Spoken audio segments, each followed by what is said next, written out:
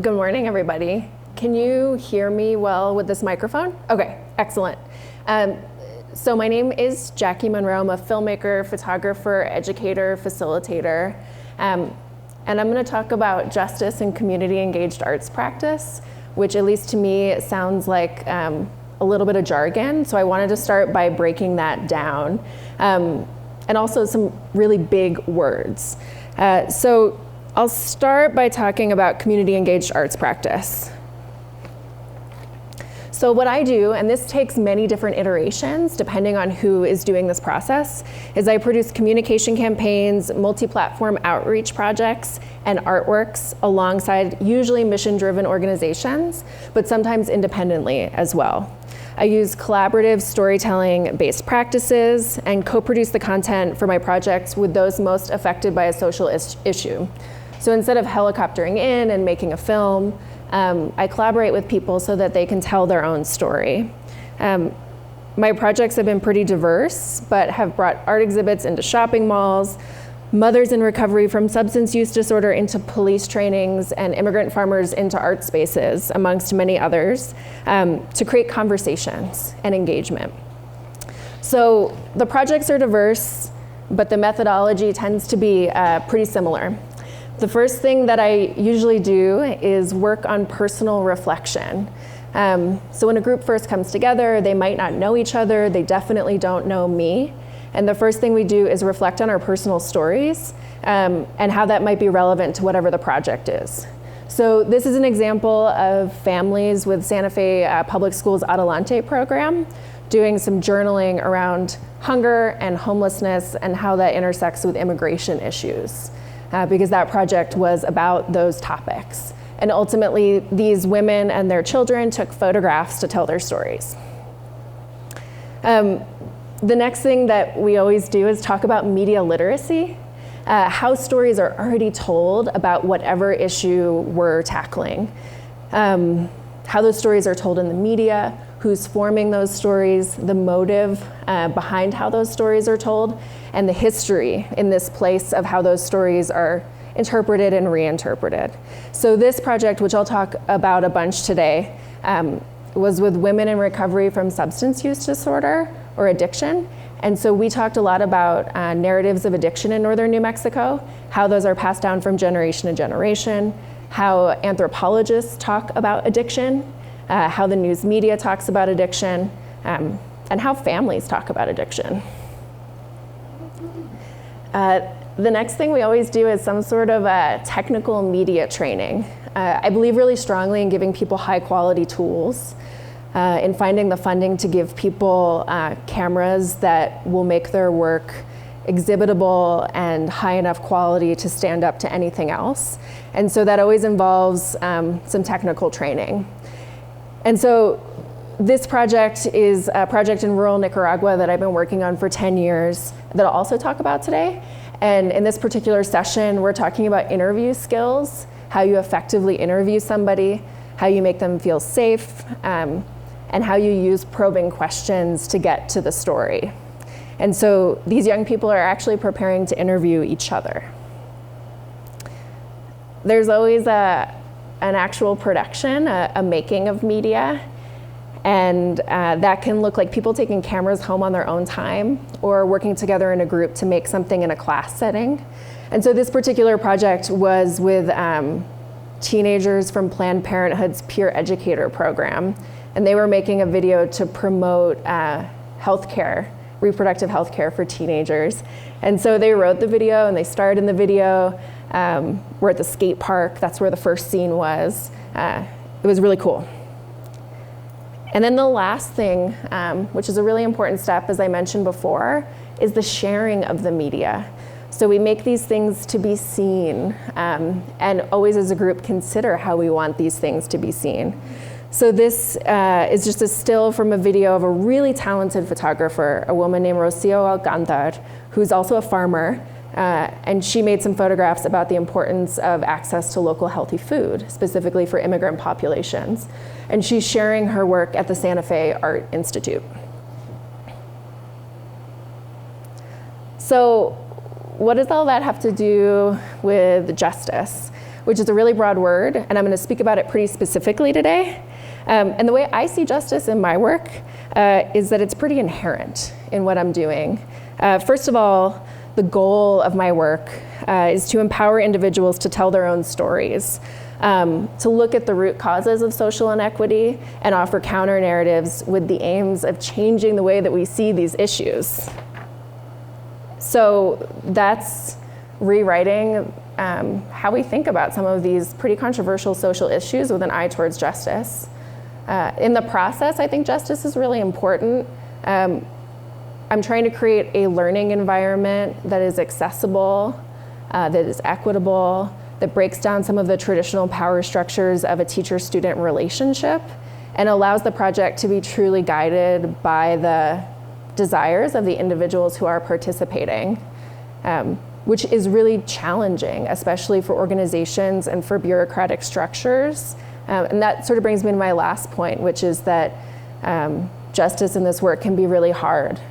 It often brings people into positions of power that might not traditionally hold them, with different ideas of the way things should be, that can ruffle feathers, but I think it's really important, and that's the goal of the work. So I'm going to speak first about this project called From Numbness to Awakening, which was in some of the promotional materials for this event.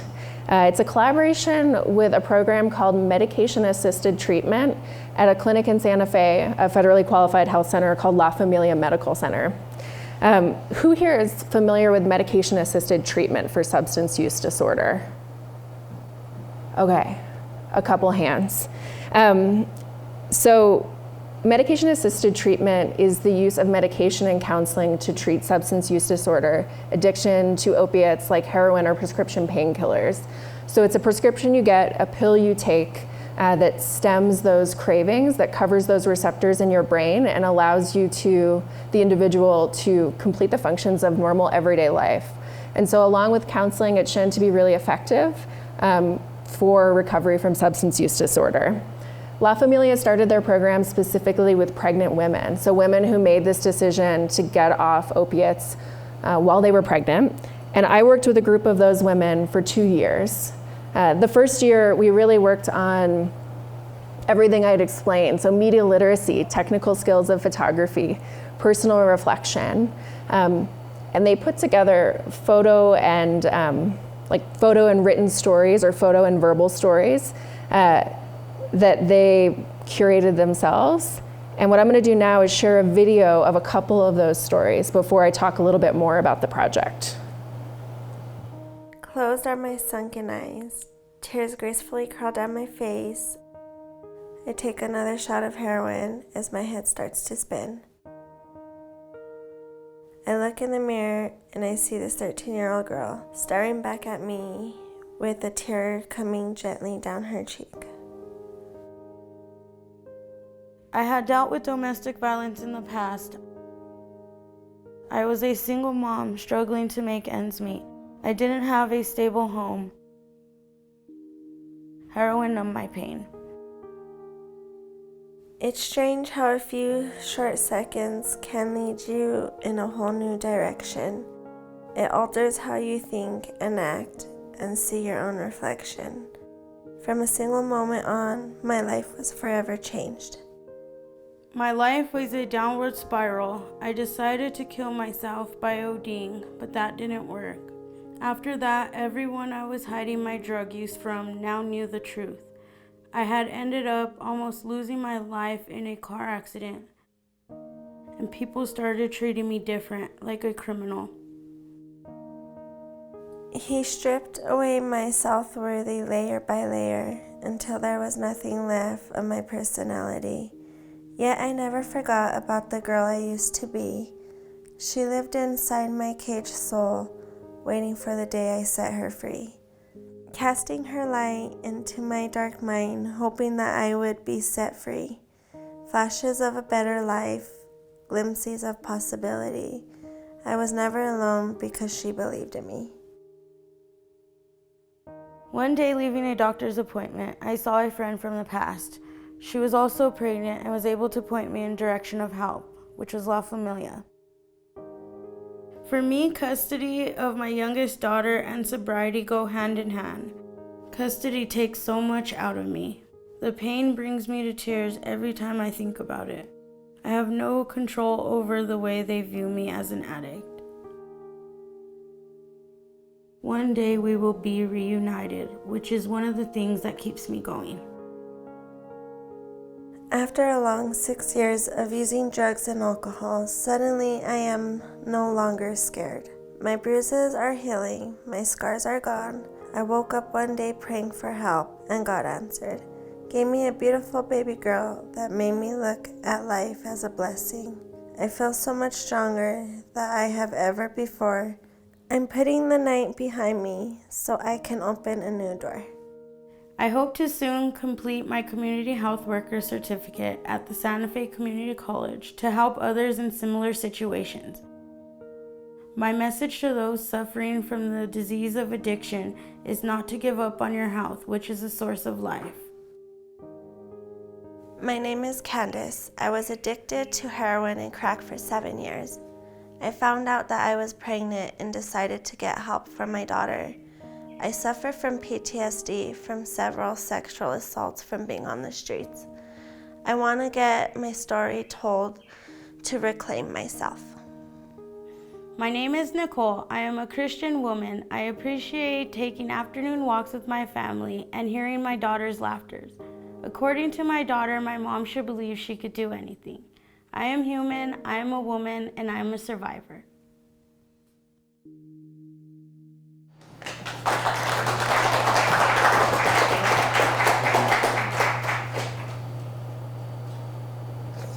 I'm just going to make sure the media is good. Okay.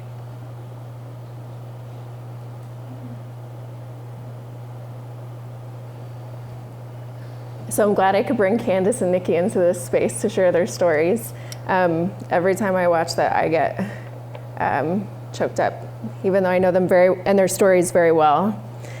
We had an opportunity in the second year of our project to be artists in residence at the Santa Fe Art Institute, which is a local arts organization that holds residency programs with residents from all over the world.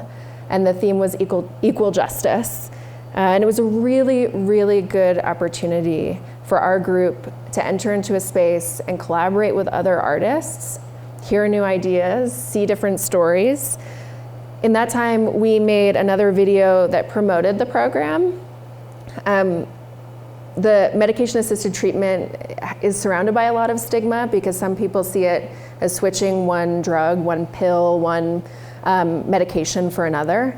And so really working to address that stigma. We also put together a website to share their work and promote the program, which looks like that. And we held an exhibition, which was a really great culminating experience. We brought the work into high school classrooms, to Capitol High School, to all the freshmen at Capitol High School. We were able to speak to police officers about how you interact with people who are suffering from addiction without re-traumatizing them. And we were able to also speak at the Lensic Performing Arts Center opening for Ira Glass, who's a really talented, inspirational, obviously, storyteller. So it was a really excellent project, and that's how we concluded our 2 years. And so bringing it back to justice, it's interesting with everything about Purdue Pharma in the news right now, and this sort of litigation, it's like, how do you get to justice around this really big issue like substance use disorder? And for the women that I was working with, they developed their own ideas over the course of the 2 years.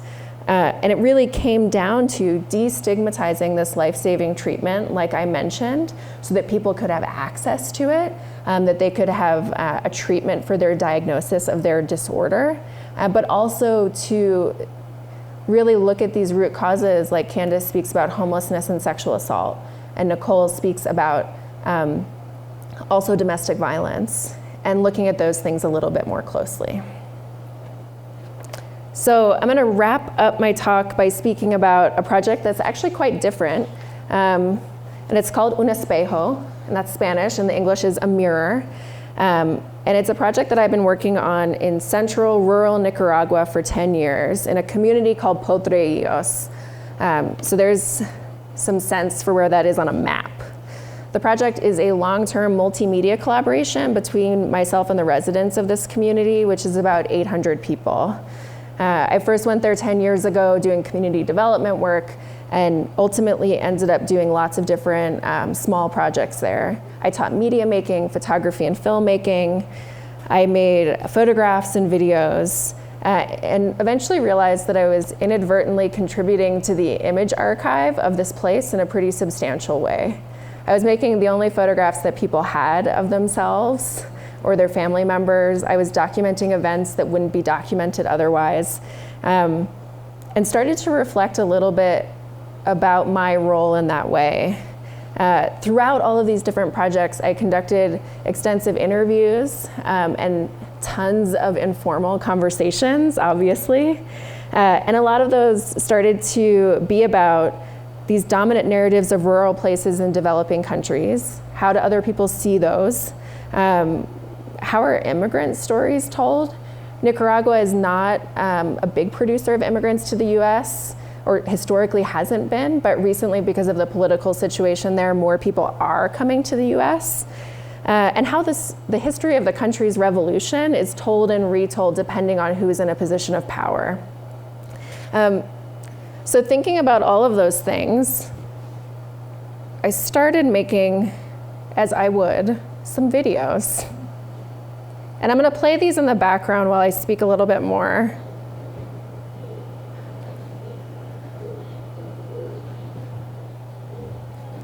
And so they're video portraits, usually a period of a couple minutes where I sat behind the camera and someone else sat in front, and I just recorded us literally looking at one another, but mediated by this piece of technology. And I started to think about documentary making as a mirror. Just like looking in a mirror, having an image of you is this sort of dialogue between who you are and who you wish to be and how you hope to be seen. Let me see if I can get it back. Aha, okay. And it's a sort of performance. And then of course, I as a documentarian, I'm always bringing my own perspective to how I document people. And so I started to see it as this sort of dance of reactions. Every time I photograph someone, I'm really just photographing their reaction to me. And it depends how I'm behaving. That really affects how they are in front of the camera. And so what does this have to do with justice? In a lot of the collaborative work I do, we speak about it really matters who's doing the framing. I'll turn them down a little bit. The environmental sounds of rural Nicaragua. Who's doing the framing, right? Whose perspective is being cemented into the image that then other people see. And I found that perspective to be really biased. So what about just opening up that interaction and bringing it live to the viewer, letting you look at this person just how I look at them. And really trying to, I don't like to use the term level the playing field because that's not accurate, but leveling the interaction and bringing justice to that gaze. Thank you.